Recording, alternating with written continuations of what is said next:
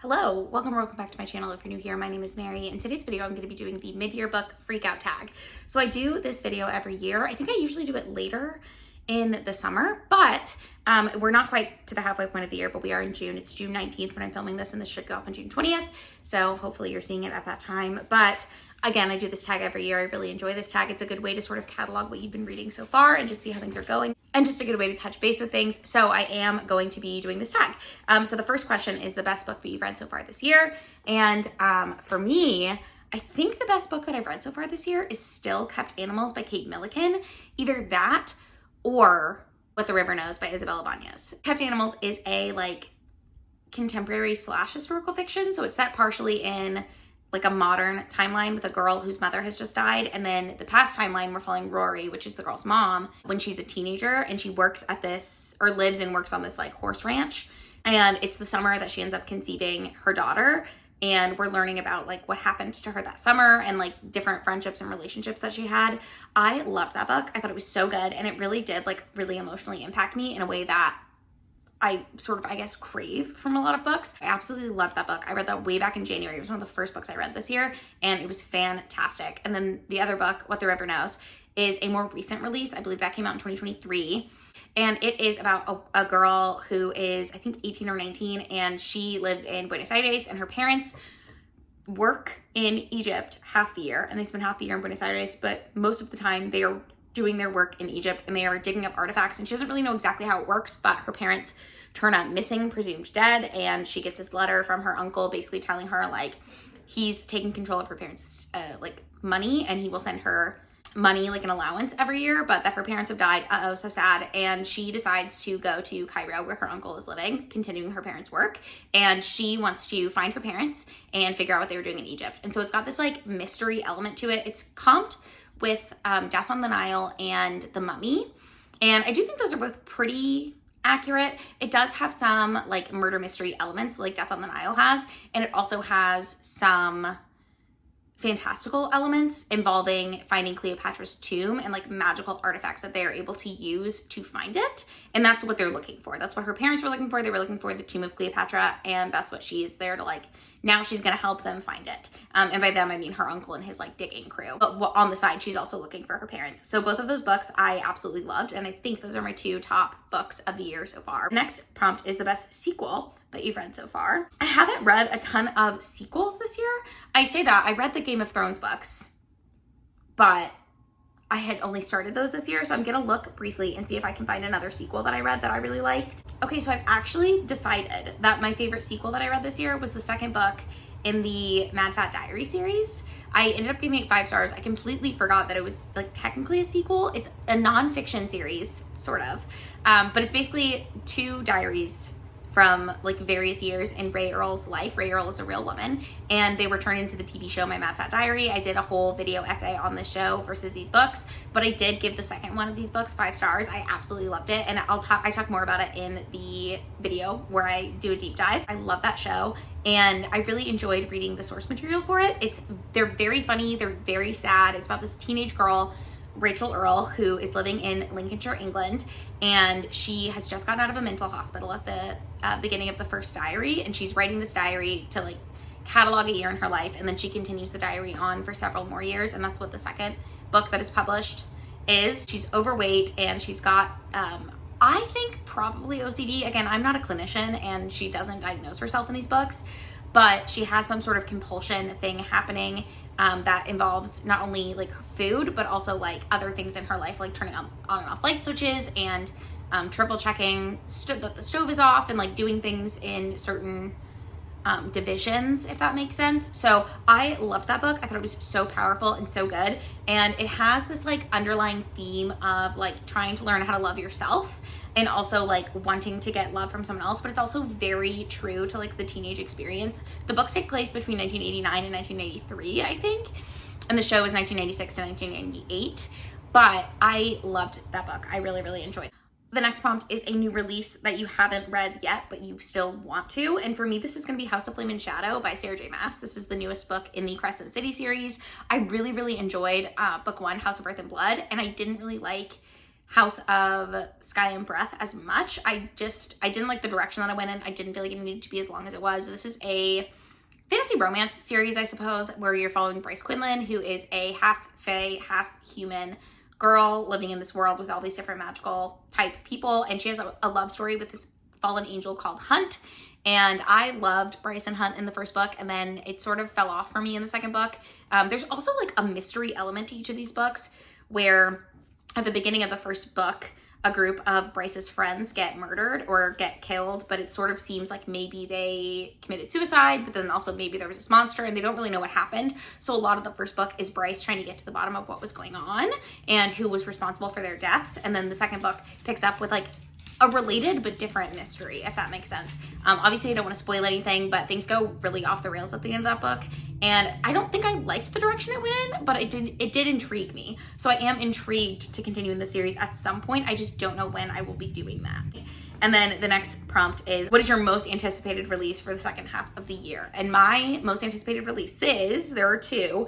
The first that I'm like really, really looking forward to is the sequel to What the River Knows, which is called Where the Library Hides. I didn't know when I picked that book up that it was going to be the start of a series, but it is, and I'm really excited to read the second book. It should come out in November of this year, so I'm very excited for that. And then the other book that I'm really excited to come out this year is Wind and Truth by Brandon Sanderson, which is the 5th book in the Stormlight Archives. I am not caught up on Stormlight Archives yet, so I won't be reading that until I read the other books in that series that I need to catch up on, but I am really excited to continue in that world. The next prompt is, what is your biggest disappointment for the year? And I actually have several. So I'm pretty disappointed in the Game of Thrones books as a whole. I feel like I'd heard such good things about them for so long, and I just didn't really personally enjoy them very much. And then the other one that I want to say is like pretty disappointing to me. Obviously, I could say a lot of books because I am trying to work my way through some backlists right now. The Shining was pretty disappointing for me. I really didn't like that book very much. The J.R. Ward series that I was reading that I was like so hype about at the beginning of this year, the Black Dagger Brotherhood series, took a sharp turn and I decided I don't like them anymore, and that is pretty disappointing for me as well. So that's been kind of a bummer. The next prompt is, what is your biggest surprise that you've read this year? And for that, what is my biggest surprise? I don't typically pick up books that I don't think I'll like, just to preface this by, but this is a pleasant surprise. And I kind of had to search through the books that I read this year because most of the books that I really enjoyed, I expected that I would really enjoy. And the books that I didn't like that much, obviously, would be disappointments more than surprises. But I'm going to say Lock Every Door by Riley Sager for this. And it's not because I didn't think I would like a Riley Sager book. It's because I had had the ending spoiled for me years ago now. When it first came out, probably. I ended up watching someone's spoiler vlog, and so I found out what the twist was on accident, and I thought it was going to ruin the whole reading experience for me, but it ended up being like still a really great popcorn thriller, and it made me want to read more Riley Sager books because I have read one in the past and I wasn't, like, I liked it, but I wasn't super like impressed by it, I guess. It was Home Before Dark, and I did have something that I know I don't like, which is the like, is it paranormal or is it not? But with Lock Every Door, it's about this woman who gets this job to go stay in an apartment. It's like this very exclusive apartment building in New York City, and they're very secretive about their tenants, and there's all these rules in place. So she gets paid $4,000 a month to stay in this apartment, and she's not allowed to spend the night anywhere else. She's not allowed to have any friends over. She's not really supposed to tell anybody that she's there, and she's not supposed to talk to any of the other residents. And it's just about her like being in that environment, and then weird things start happening, like another person goes missing, and she's trying to figure out what happened to that other person. So I mentioned that I had the twist spoiled for me, so I knew the whole time, well, I knew what was going on, but I still really enjoyed my read of it. New favorite author. Tell you who it's not going to be, George R.R. Martin, no offense. I don't know that I have a new favorite author, but I will say some of the most beautiful writing that I've read this year. I read Damnation Spring by Ash Davidson, and I loved the writing in that book, and I would be really interested to read more things by her. I also read Daisy Jones and the Six, and while it's not like a new favorite book for me, I know a lot of people love that.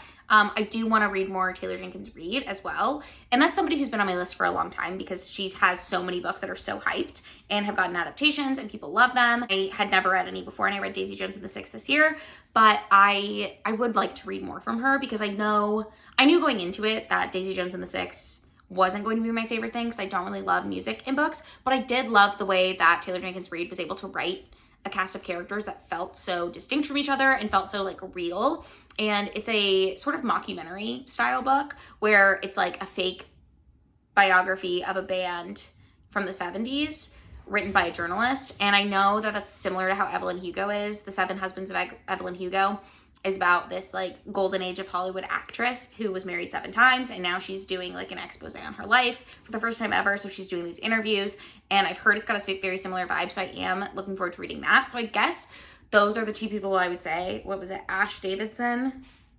and Taylor Jenkins Reid. Those are the 2 authors that I'm definitely gonna have my eye out for more things by them, but I don't know that I can say that either of them are like a favorite author at this time. But newest fictional crush. This is always a hard one for me because I end up sort of combining it with the next prompt, which is newest favorite character, because I don't really get fictional crushes. I think if I had to pick like a romantic relationship that made me swoon the most, which is the closest I get to like a fictional crush these days, I suppose, I would probably pick, what is it, Liba and Dovid, I think are the characters. Or Leda and Dovid. I don't remember which sister it was from the Sisters of the Winter Wood. It's a sister that turns into a bear. So this is a historical fantasy set in early 1900s in Moldova. And we're following this Jewish family where their parents' families didn't want their parents to marry. So they had to move to this like small town away. And then something happens in the village that their dad is from. And so their dad and mom go back to his village and the daughters are left home alone. But before the parents leave, they let the daughters know that like, hey, the dad's side of the family turns into bears. They have this like magical ability where they shift into bears, and the mom's side of the family turns into swans. And so each of the sisters has one of the shifting capabilities, and the sister that turns into a bear ends up having this like kind of romantic relationship type thing happening with Dovid, who is a Jewish boy in the village, and I loved it. For newest favorite character, this is so hard because I've talked so much shit about the Game of Thrones books, but I do really like Tyrion as a character, and I think I'll like him in the show too. Tyrion and Daenerys are my favorite characters from that series, which is why I had so many problems with the 4th book, because neither of them are in it. Spoilers if you're reading them. It's not really a spoiler, but like, where are they? They're the best ones. Also, I really liked Inez from What the River Knows. I felt like she was such a like, maybe not unique, but like I really liked her spunk. I really liked her attitude and her drive. And I just thought she was a really fun character to read from. So that might be my other pick for this category. A book that made you cry. So this is actually pretty easy. I had several books at the beginning of the year that made me really sad, including Kept Animals by Kate Milliken, Saving Ruby King by Catherine Adel West, I don't know how that's pronounced. And then also They're Going to Love You by Meg Howry. All 3 of those books made me cry my little eyes out. I loved all of them. So the next one is the most beautiful book you've bought so far or received. I haven't bought very many books this year, but I did buy this. Come here. Hellbent by Lee Bardugo, which I'm very excited to read, hopefully in the second half of this year. This is the sequel to Ninth House, which I do own, and it's also right here. That's convenient. Let me make sure these are the same size. Yeah. Why are the pages different colors? I don't know, but this is Ninth House. This is Hellbent. And I finally got my hands on this one. It's a little bit bigger. I'm very excited to read this. This is an urban fantasy series, I suppose. And it's following a main character named Alex Stern, who is attending Yale on scholarship because she has the ability to see ghosts. And so she was sort of headhunted for the secret society there. In this world, the secret societies are actually magic. And so magic attracts bad spirits and ghosts. And so they need people who can see the ghosts to protect the people performing the rituals for the magic for the secret societies, if that makes sense. So I am planning on rereading Ninth House and reading Hellbent this year. I don't know when the next book in that series is supposed to come out, but there is like a mystery element in Ninth House that I'm really excited to explore further. And the final prompt is, what books do you need to read by the end of the year? And I have a whole video where I talked about 24 books I wanted to read in 2024. I have a lot of those books still left to read, including this one, which is Everything I Learned in a Chinese Restaurant by Curtis Chin. Come here. Boop. This one. Is that upside down? It is. There it is. I also want to continue in the Suki Stackhouse series, which is a series of paranormal romances, I suppose, about a vampire named Suki Stackhouse. No, about a woman named Suki Stackhouse who lives in Louisiana, and in this world there are vampires that are real, and she has like a romantic connection with one of them. I own a lot of those books, which is why I do want to prioritize reading them. And then all the other books that I mentioned in my 24 to read in 2024, I would like to read all of those. I would like to, as I mentioned, eventually get to Where the Library Hides, although that is coming out so late in the year that I feel like I might end up not reading it until next year, which would be fine. There are a lot of books that I still want to read before the end of the year, and it's really hard to pick just one to talk about, but those are a few of the ones that I'm hoping to get to this year. So in the comments down below, make sure to tell me the answers of any of these questions that you would like to answer. Also let me know if you've read any of these books, how you felt about them. What is your like most, not anticipated to come out, but like what book are you most anticipating reading in the coming months? I would love to hear what's on your TBR. Thank you so much for watching this video. If you liked it, don't forget to give it a thumbs up. You can also subscribe to my channel if you would like. I do post 2 videos every week, and I will see you in the next one.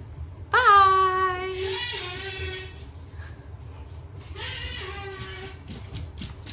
Thanks. Thank you. Hey. Hey.